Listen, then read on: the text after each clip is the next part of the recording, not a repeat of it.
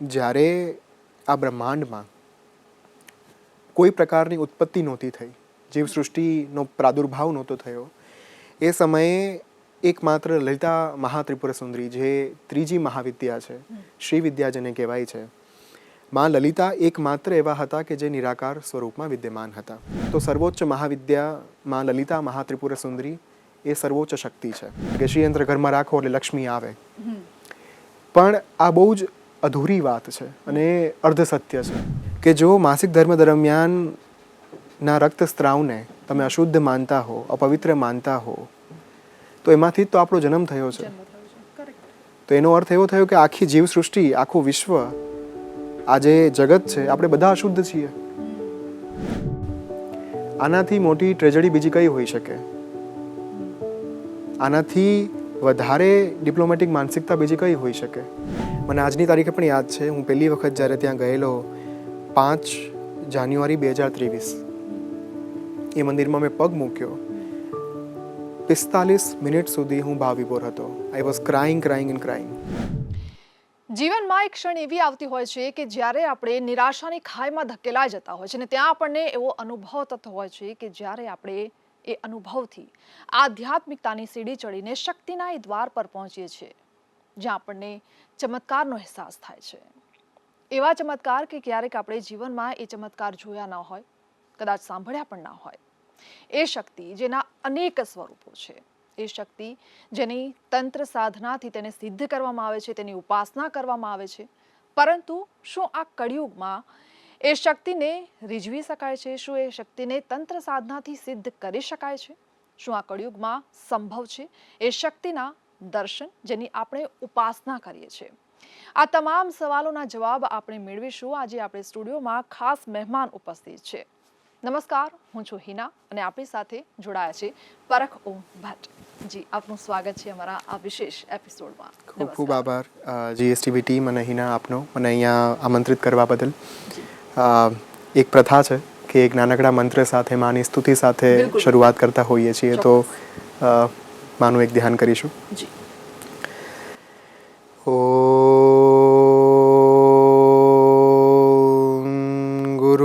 બ્રહ્મા ગુરુર્વિષ્ણુ ગુરુર્દેવો મહેશ્વરઃ ગુરુ સાક્ષાત પરબ્રહ્મ તસ્મૈ શ્રી ગુરવે નમઃ. જયંતી મંગલા કાલી ભદ્રકાલી કપાલિની દુર્ગા ક્ષમા શિવા ધાત્રી સ્વાહા સ્વધા નમોસ્તુતે.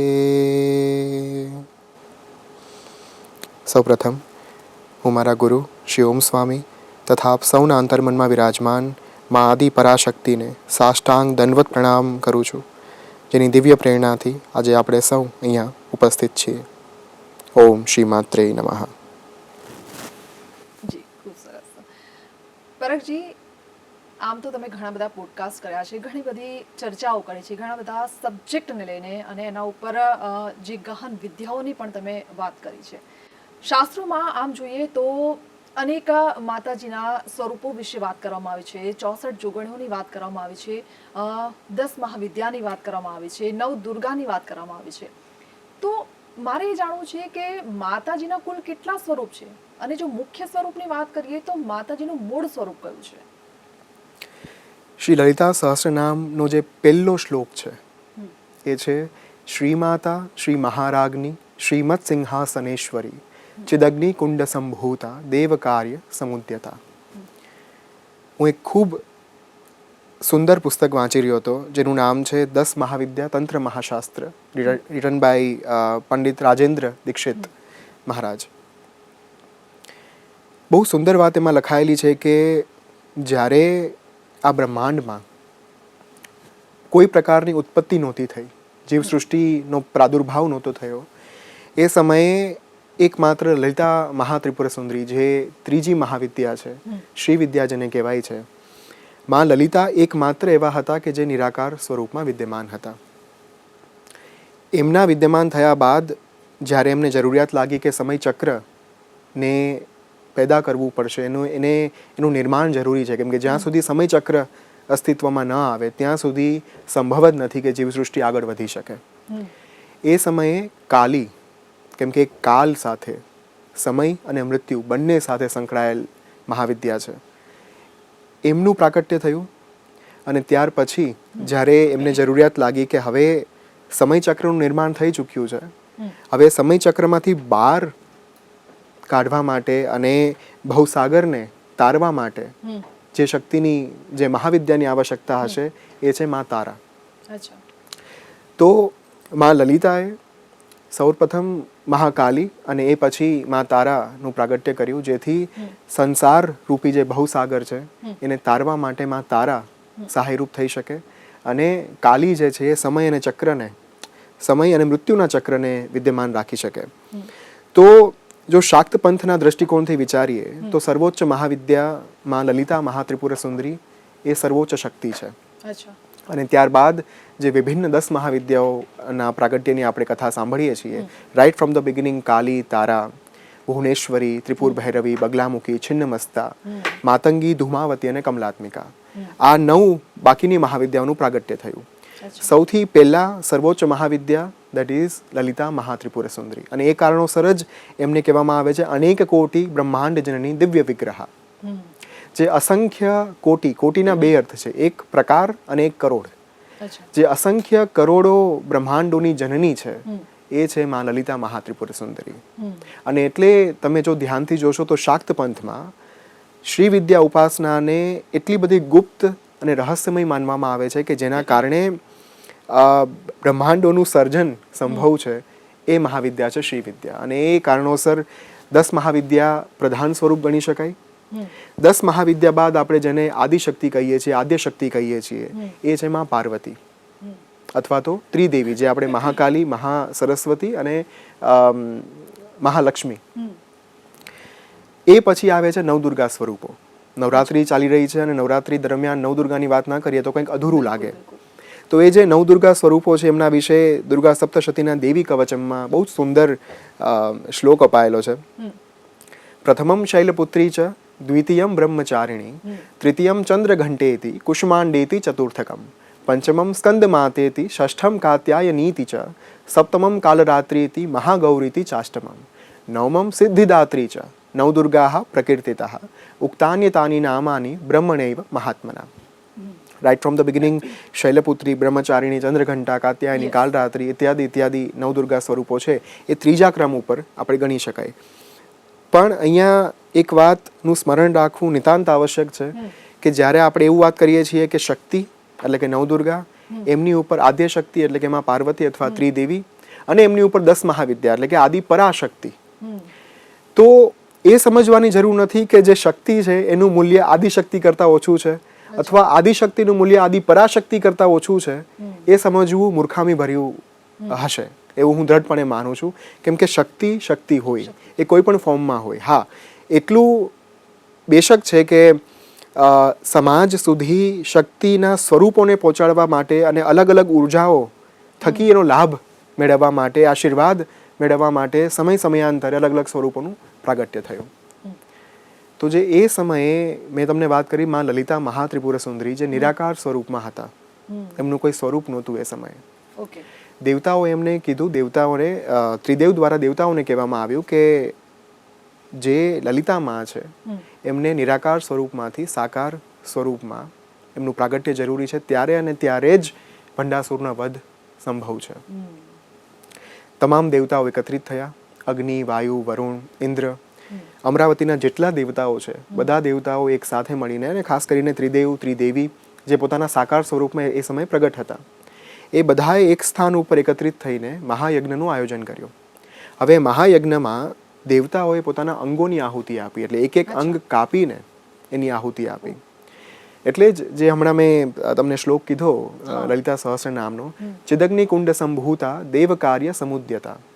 તો ગુજરાતના અંબાજીની આપણે વાત કરીએ, જે સૌથી જાગૃત આમ માનવામાં આવે છે કે માતાજીનું હૃદય પડ્યું છે ત્યાં, ત્યાં કોઈ માતાજીની મૂર્તિ પણ નથી અને શ્રી યંત્ર છે અને એને જ કંઈક માતાજીનું સ્વરૂપ આપી દેવામાં આવે છે અને એને જ પૂજા કરવામાં આવે છે. તો અંબાજી વિશે થોડું તમે જો ગહન એ અભ્યાસ હોય તો એ અમને થોડી વાત જાણવી છે. એક છે કામાખ્યા શક્તિપીઠ, એક છે અંબા શક્તિપીઠ. અને અંબા માતાજીનું આપણે ત્યાં આદિકાળથી વિશેષ મહત્વ રહ્યું છે અને ગુજરાતની ભૂમિ સાથે અંબા માતાજીનું જે પ્રાગટ્ય છે એ જોડાયેલું છે. એના માત્ર અંબા માતાજીનું સ્વરૂપ નહીં, પણ જેટલા શક્તિપીઠ છે દરેક શક્તિપીઠમાં આપને કોઈ વિશેષ મૂર્તિ ત્યાં નહીં જોવા મળે. આપણે સાંભળતા હોઈએ છીએ ને કે આ જગ્યા ઉપર ભગવાનની આ મૂર્તિનું પ્રાગટ્ય થયું, જમીનમાંથી મૂર્તિ મળી આવી, આ થયું તે થયું. પણ જેટલા સ્થાનો છે શક્તિપીઠ ઇન્ક્લુડિંગ અંબા માતાજી, ત્યાં માનું સ્વરૂપ, માનું કોઈ અંગ સ્થાપિત થયેલું અને અંગનો કોઈ વિશેષ આકાર ન હોઈ શકે, મૂર્તિ સ્વરૂપે તો ન જ હોઈ શકે. હા, એ વાત અલગ છે કે અમુક સ્થાનો ઉપર મૂર્તિ આકાર દઈ દેવામાં આવે અને પછી એની પૂજા અર્ચના એક સ્વરૂપ આપવા માટે કરવામાં આવે, દેટ ઇઝ ફાઇન. પણ basically if you go to Kamakhya, જો તમે કામાખ્યા જાઓ તો ત્યાં પણ માની યોનિનો ભાગ સ્થાપિત થયેલો છે. ત્યાં પણ યોનિની પૂજા જ કરવામાં આવે છે. ત્યાં કોઈ મૂર્તિ નથી ગર્ભગૃહની અંદર, માત્ર એક પાષાણ શિલા છે જે પ્રચંડ દિવ્ય અને શક્તિશાળી પાષાણ શિલા છે. અંબા માતાજી સાથે જોડાયેલી સૌથી મોટી ખાસિયત છે શ્રી યંત્ર. તમારો જે પ્રશ્ન છે એનો જવાબ ગુહ્યાતિ ગુહ્ય છે, છતાંય હું મારા તરફથી મારી મર્યાદામાં જેટલો આપી શકાય એ પ્રયત્ન કરીશું. બેન, શ્રીયંત્રમાં કુલ 9 આવરણો છે. ત્રૈલોક્ય મોહન ચક્રથી શરૂ કરીને સર્વ આશા પરિપૂરક ચક્ર, સર્વ સંક્ષોભણ ચક્ર, સર્વ રક્ષાકર ચક્ર, અને જે સૌથી વચ્ચે તમને જોવા મળે એ છે બિંદુ, ડોટ, દેટ ઇઝ કોલ્ડ સર્વાનંદમય ચક્ર, જ્યાં માનું નિવાસ સ્થાન છે. ચિંતામણી ગૃહ જે માનો મહેલ છે એ માનો મહેલ ત્યાં છે. તો વિચાર કરો, જ્યાં માનું હૃદય હોય, માનું અંતર્મન, માનો એવો ભાગ એમના શરીરનો કે જેના થકી એક સંભવ છે જીવંત રહેવું. જીવન ક્યાંથી સંભવ છે? હૃદય થકી. અને જ્યારે અંબા માતાજીની વાત આવે ત્યારે શ્રીયંત્રના પૂજનની પણ અચૂકપણે વાત આવે, કેમ કે શ્રીયંત્રના પૂજન થકી એવું કહેવાય છે કે તમે બ્રહ્માંડના અધિપતિ બની શકો. આદિ શંકરાચાર્ય દ્વારા જ્યારે શ્રીયંત્ર વિશે અને ખાસ કરીને સૌંદર્ય લહેરી આપવામાં આવ્યું ત્યારે એ શક્તિ એની સાથે જોડાયેલી છે કે જેના થકી તમે અષ્ટસિદ્ધિ નવનિધિના દાતા બની શકો, તમે એના સ્વામી બની શકો. સૌથી અગત્યની વાત, શ્રીયંત્રમાં 15 નિત્યાઓ છે. કુલ 16 નિત્યા, માં સ્વયં 16 નિત્યા છે, 16મી મહાનિત્યા છે, પણ એ સિવાય માની જે સંગીની શક્તિઓ છે એ 15 નિત્યાઓ છે જે શ્રીયંત્રમાં નિવાસ કરે છે. એ ઉપરાંત 64 યોગિની, જેના વિશે તમે શરૂઆતમાં વાત કરી, એ પણ એ જ શ્રીયંત્રમાં નિવાસ કરે છે. કુલ 182 થી વધારે દેવતાઓ, એની શક્તિઓ અહીંયા વિરાજમાન હોય છે યંત્રમાં. આપણે કમનસીબે ગુજરાત અથવા બહારના પ્રદેશોમાં તમે જોવા જાઓ તો શ્રીયંત્રને માત્ર લક્ષ્મીજી સાથે જોડાયેલું એક યંત્ર માની લીધું છે કે શ્રીયંત્ર ઘરમાં રાખો એટલે લક્ષ્મી આવે. પણ આ બહુ જ અધૂરી વાત છે અને અર્ધસત્ય છે. શ્રીયંત્રની શક્તિ, શ્રીયંત્રની ક્ષમતા શું છે એના વિશે જો આપણે તંત્રરાજ તંત્ર, જે મૂળ તંત્રશાસ્ત્ર છે, જે મહાદેવના મુખેથી મા પાર્વતીને કહેવામાં આવે છે, એ જો મૂળ તંત્રશાસ્ત્ર આપણે વાંચીએ તો સમજાય કે શ્રીયંત્રની વાસ્તવિક મહત્તા શું છે. હું તમને એક જ ઉદાહરણ આપું. પહેલું આવરણ છે શ્રીયંત્રનું ત્રૈલોક્ય મોહન ચક્ર. ત્રૈલોક્ય મોહન ચક્રની પૂજા અર્ચના કરવા માત્રથી માં જે આશીર્વાદ આપે છે એ આશીર્વાદ થકી કોઈ પણ સાધક ત્રિલોકને, એટલે આપણા જે 3 ભુવન છે એ ત્રિભુવનને મોહિત કરી શકવાની ક્ષમતા એનામાં આવી જાય. એટલે તમામ પ્રકારની સમૃદ્ધિ, ઐશ્વર્ય, ભોગ, વિલાસ, સુખ, સંપત્તિ, ધન, ધાન્ય, સંપદા અને સ્વાસ્થ્ય, આ 10 વસ્તુઓ માં તમને પહેલા આવરણની પૂજા કરવા માત્રથી જ આપી દે. અત્યારે શક્ય છે? બિલકુલ શક્ય છે.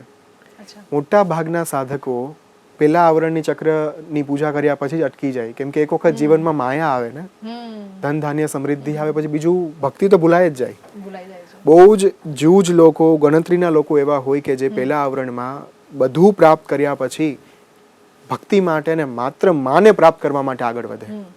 શ્રીયંત્ર એ માત્ર શ્રીયંત્ર માત્ર લક્ષ્મી પૂરતું નથી, એમાં તમામ દેવીઓના તમે દર્શન કરી શકો છો ને એને લઈને તમે શ્રીયંત્રની પૂજા કરી શકો છો. ઇનફેક્ટ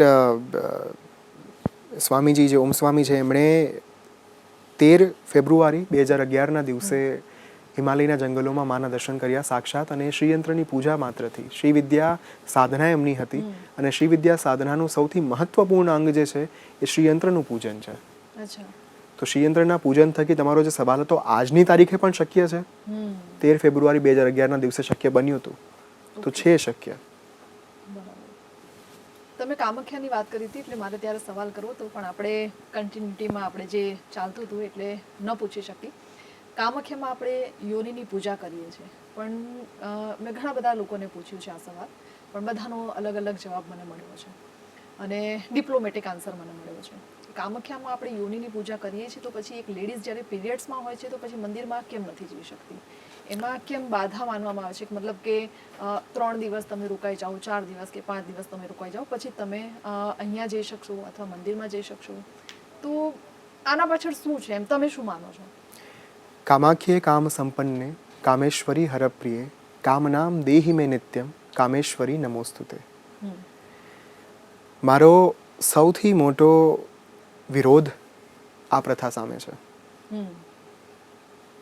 માસિક ધર્મ દરમિયાન મહિલાઓને સ્પર્શ ન કરવો, મહિલાઓને મંદિરમાં ન જવા દેવા, મહિલાઓના હાથેથી બનાવવામાં આવેલું ભોજન ગ્રહણ ન કરવું. મારો સવાલ એ છે, કાઉન્ટર ક્વેશ્ચન, જે આ માનસિકતા ધરાવતા હોય એવા લોકોને, કે જો માસિક ધર્મ દરમિયાન ના રક્તસ્રાવને તમે અશુદ્ધ માનતા હો, અપવિત્ર માનતા હો, તો એમાંથી જ તો આપણો જન્મ થયો છે. તો એનો અર્થ એવો થયો કે આખી જીવ સૃષ્ટિ, આખું વિશ્વ, આ જે જગત છે, આપણે બધા અશુદ્ધ છીએ. સીધો અર્થ છે. બીજી વાત, કામાખ્યામાં 3 દિવસ માટે એના કપાટ બંધ રહે છે. દર વર્ષે જૂન મહિનાનું જે અઠવાડિયું છેલ્લા 10 દિવસો હોય છે એમાં 5 દિવસ માટે, એટલે 22 જૂનથી શરૂ કરીને 27 જૂન 28 જૂન સુધીનો સમયગાળો એવા હોય છે કે જેમાં જ્યારે માં પોતે રજસ્વલા થાય છે, માં પોતે માસિક ધર્મમાં આવે છે. અને એ સમયે ઘટના એવી બને છે કે જે માની યોની છે ત્યાં, એની ઉપર આખું સફેદ વસ્ત્ર વીંટાળી દેવામાં આવે અને 3 દિવસ દ્વાર બંધ રાખવામાં આવે, અને પછી 3 દિવસ પછી દ્વાર ખુલે ત્યારે એ જે સફેદ વસ્ત્ર છે એ રક્તરંજિત થઈ ગયું હોય છે, લાલ રંગનું થઈ ગયું હોય છે, એટલે માનું રક્ત ત્યાં હોય છે. આપણે કેટલી બધી ડિપ્લોમેટિક પ્રજા છીએ, આપણે કેટલા બધા બે મોઢાવાળા છીએ. એનું એક ઉદાહરણ તમને કહું. જે સ્ત્રીઓને માસિક ધર્મ દરમિયાન આપણે આપણા ઘરમાં અથવા આપણા રૂમમાં એન્ટર નથી થવા દેતા અમુક વખત, અમુક ઘરોની અંદર, મા કામાખ્યાના આ જ પ્રસાદને, જે લાલ વસ્ત્ર મેં તમને વાત કરી, 3 દિવસ પછી કપાટ ખુલે ને એ વસ્ત્રનો પ્રસાદ બધાને આપવામાં આવે, અને એ પ્રસાદ આપણે ઘરના મંદિરમાં રાખીએ છીએ. આનાથી મોટી ટ્રેજડી બીજી કઈ હોઈ શકે? આનાથી વધારે ડિપ્લોમેટિક માનસિકતા બીજી કઈ હોઈ શકે? બેન, જે પ્રકારનું એક વાતાવરણ ઊભું કરવામાં આવેલું, એનું કારણ એ હતું કે પૌરાણિક કાળમાં ઋષિમુનિઓને એવું લાગ્યું કે આ 5 દિવસ, આ 4 દિવસ એવા છે કે જ્યારે મહિલાઓ માટે બહુ જ અઘરા દિવસો હોય, શારીરિક રીતે એમને નબળાઈ આવી જતી હોય અને એમને શક્તિની જરૂરિયાત હોય, એટલે એમને એ દિવસો દરમિયાન જેટલું ઓછું કામ કરે એટલું વધારે એમના શરીરને આરામ મળે. તો એમણે નક્કી કર્યું કે તમે લોકો આરામથી બેસો, તમને ભોજન, પાણી બધું અમે લોકો આપી જઈશું, તમારા 5 દિવસ 4 દિવસ કામ કરવાની કોઈ જરૂરિયાત નથી. પણ સમયની સાથે ધીરે ધીરે ધીરે એવી સાંકળો ઊભી કરી દેવામાં આવી આપણા મગજ ઉપર કે જેના કારણે આપણે આવી બધી ભ્રમણાઓને અને ગેરમાન્યતાઓને પુષ્ટિ આપી દીધી, એને આપણે છૂટ આપી દીધી. પણ સમયની સાથે આ ગેરમાન્યતાઓ દૂર કરવાની વાત પણ આપણે ભૂલી ગયા. સૌથી મોટી તમને વાત કરું છું આજે હું. જો તમે વેદોનું અધ્યયન કરો તો વેદોમાં અમુક ઋચાઓ લોપામુદ્રાની પણ અપાયેલી છે. લોપામુદ્રા મહર્ષિ અગસ્ત્યના પત્ની હતા, અર્ધાંગિની હતા. લોપામુદ્રા એ સ્ત્રી છે જેણે જેમના પતિને, એટલે કે મહર્ષિ અગસ્ત્યએ જેમની પાસેથી દીક્ષા લીધી, એ લોપામુદ્રા હતા. વિચાર કરો, મહર્ષિ અગસ્ત્ય જેવા એવા મહાન ઋષિ જેમનો ઉલ્લેખ તમને અલગ અલગ શાસ્ત્રોમાં, અલગ અલગ પુરાણોમાં આરામથી મળી આવે છે, અસંખ્ય વખત મળી આવે છે, એ મહર્ષિ અગસ્ત્યએ એમની પત્ની પાસેથી શ્રી વિદ્યા દીક્ષા લીધી હતી. શ્રીવિદ્યા સાધના કરવા માટે એ કંઈ 20 દિવસની 22 દિવસની સાધના નથી બેન. 150 દિવસ ચાલી શકે, 120 દિવસ ચાલી શકે, એ 2 વર્ષ, 5 વર્ષ, 10 વર્ષ પણ ચાલી શકે. કોઈ સ્ત્રી કઈ રીતે શક્ય છે કે 10 વર્ષ સુધી માસિક ધર્મમાં આવે જ નહીં? નહીં આવે. જો લોપામુદ્રા જેવી મહિલા કે જે સાધિકા હતા, ઋષિકા હતા, એ ઋષિકા પોતે આટલા લાંબા સમય સુધી પૂજા અર્ચના કરતા હોય, એનો સ્પષ્ટ અર્થ એ છે. અને એમની ઋચાઓ પાછી વેદોમાં અપાયેલી છે. સૌથી મોટી વાત આ શાસ્ત્રોમાં સ્પષ્ટપણે ઉલ્લેખ છે કે જ્યારે કોઈ પણ મહિલા સાધનાની શરૂઆત કરે, એ પછી માસિક ધર્મ હોય કે સૂતક હોય, એમાંથી કોઈ પણ પરિસ્થિતિ દરમિયાન સાધના રોકાવી ન જોઈએ, પૂજા રોકવી ન જોઈએ. આપણે આપણી પ્રજાની સૌથી મોટી કમનસીબી એ છે, આપણે શાસ્ત્રોનું અધ્યયન કરવાનું ચૂકી ગયા છીએ, ભૂલી ગયા છીએ. આ સૌથી અનફોર્ચ્યુનેટ વાત છે આજના સમાજની.